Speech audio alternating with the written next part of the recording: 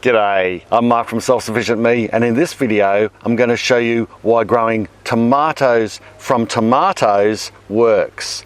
We're going to dig out and pull apart this tomato growing demonstration so I can explain exactly what is happening underneath the soil and why. Let's get into it.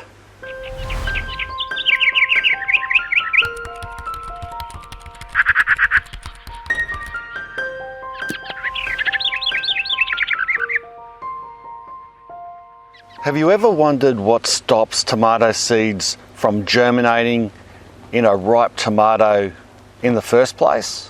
I mean, if the seeds are mature with access to moisture and the right growing temperature, why don't little tomato plants grow out of tomatoes like they are now?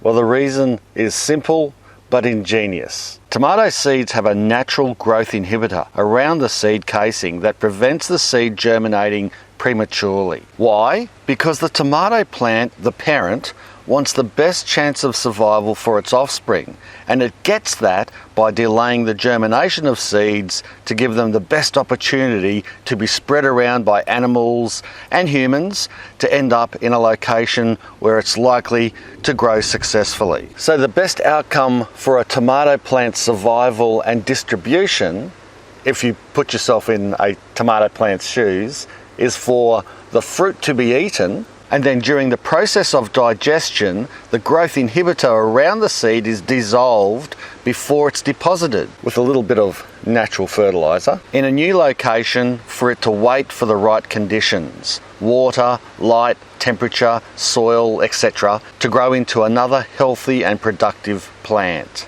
What if this doesn't happen? What if the tomato doesn't get eaten? What happens then?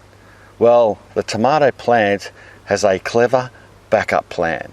The ripe tomato will eventually begin to rot, whether it be on the plant or on the ground if it falls off, and this rotting process causes fermentation, whereby bacteria feeds off the juices in the fruit, in turn breaking down the protective layer around the seeds, allowing them to germinate. And these were grown all from whole tomatoes. I'll bring you in for a closer look, and what we'll do is we'll open this pot up and find out how these tomatoes are germinating and what's going on underneath the soil. Put these ones to the side for now, but here we go. You can see these longer ones here, they germinated first out of the side here, obviously all from one tomato. You can see how close they are grouped together.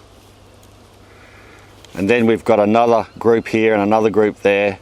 And what happens in nature is that the strongest one or two tomato plants will grow out of these, and they will then take over, suck out all the nutrients, and these other small seedlings will likely die off. Nice and carefully. Oh, look at that root growth there. Check it out. Really solid root growth. There's obviously one tomato there. There's one here, right here. You can see it's all shriveled up. We've got seeds in there fermenting. See if I can get some on my thumb there. And they're actually getting quite cleaned off. So that one hasn't started to germinate yet.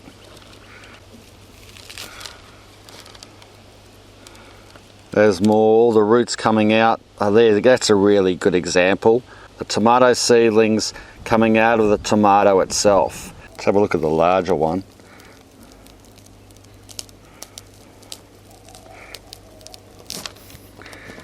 There's the whole tomato. See how that one is taking over? It's pretty much muscled out all the other tomatoes and it's taken over. That's what I was talking about before, when you'll have a tomato plant and it'll grow stronger than the other ones, and then eventually it'll take over and grow into the mature plant. It's survival of the fittest.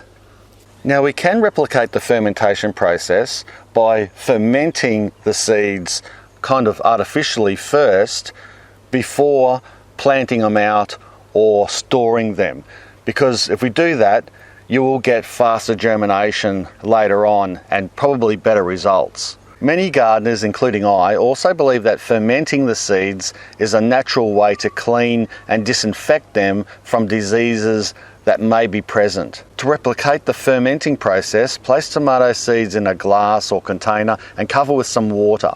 Leave it to ferment for about 2 weeks. It might even grow mold, but don't worry about that. And then rinse the seed off underwater with a sieve before placing them on paper toweling to dry, and they should come out clean without any growth inhibitor. You can store them like that, and then when you do get to sow the seed, you should have faster and better success. Do you have to go through this seed fermenting process to successfully grow tomatoes?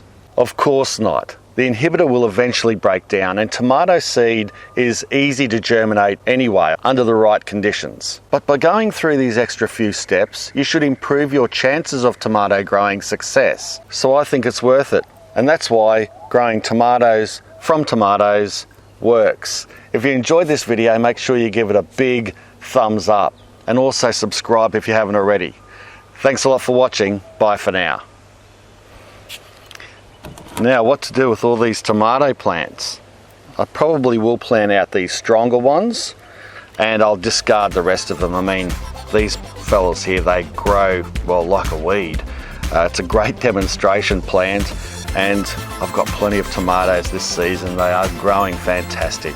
So I really would be pushing to find even a place for 2 of these, but I'll see if I can fit them in. Catches.